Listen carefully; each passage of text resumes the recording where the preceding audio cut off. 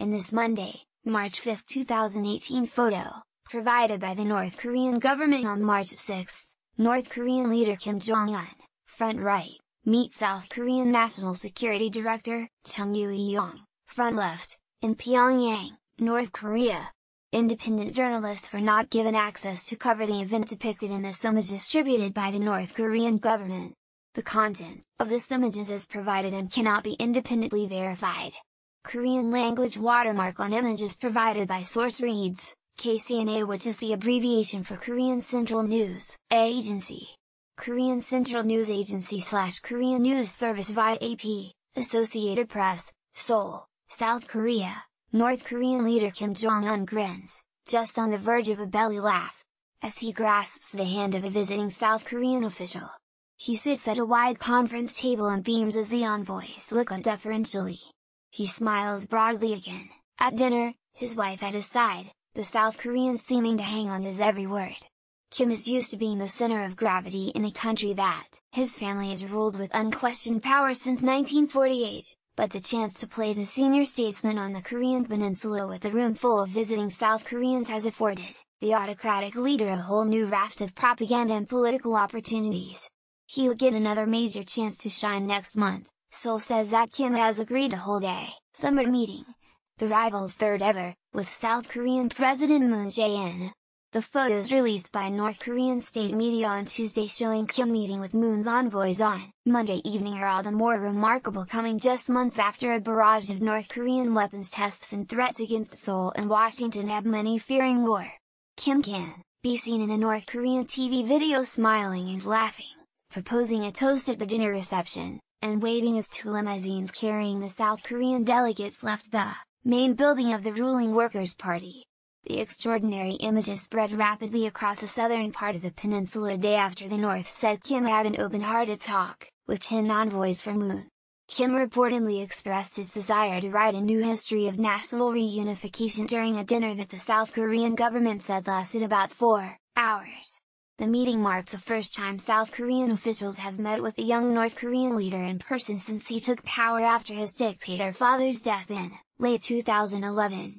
It's the latest sign that the Koreas are trying to mend ties after one of the tensest years in a region that seems to be permanently on edge. The South Korean delegation led by Presidential National Security Director Chung Eui-yong returned to the South on Tuesday and announced the Kim-Moon summit planned for next month.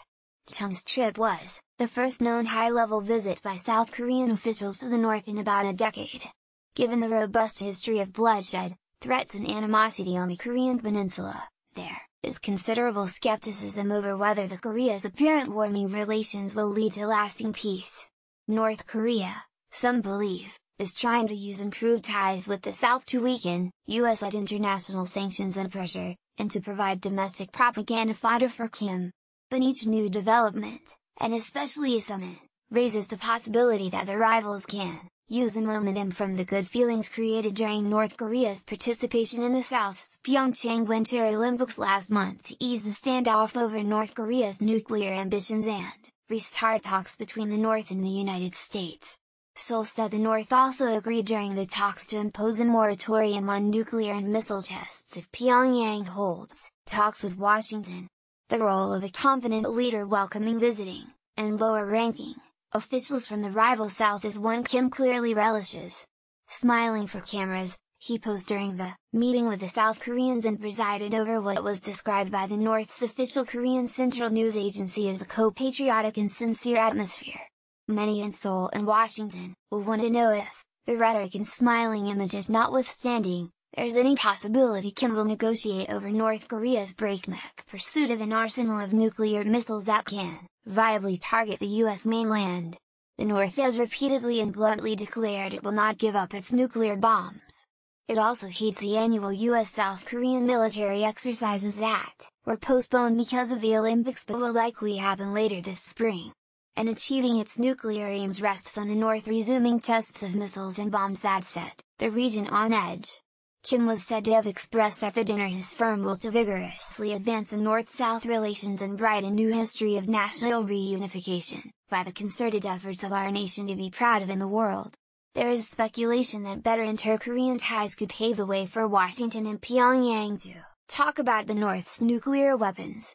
The United States, however, has made clear that it doesn't want empty talks and that all options, including military measures, are on the table. Previous warming ties between the Koreas have come to nothing amid North Korea's repeated weapons tests and the North's claims that the annual US-South Korean War Games are a rehearsal for an invasion. Chung's delegation included Intelligence Chief Soo-hoon and Vice Unification Minister Chun Ae-sung. The South Korean Presidential Blue House said the high-profile delegation was meant to reciprocate the Olympic trip by Kim Jong Un's sister, Kim Yo-jong, who became the first member of the North's ruling family to come to South Korea since the end of the 1950-53 Korean War. Kim Yo-jong, who also attended Monday's dinner, and other senior North Korean officials met with Moon during the Olympics, conveyed Kim Jong Un's invitation to visit Pyongyang and express their willingness to hold talks with the United States.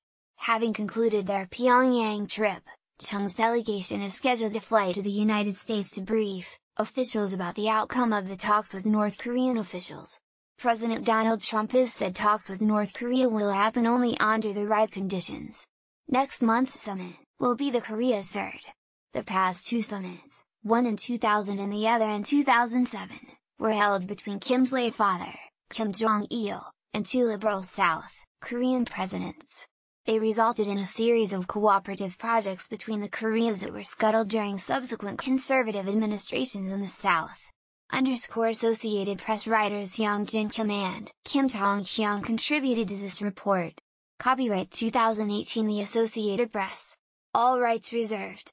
This material may not be published, broadcast, rewritten or redistributed.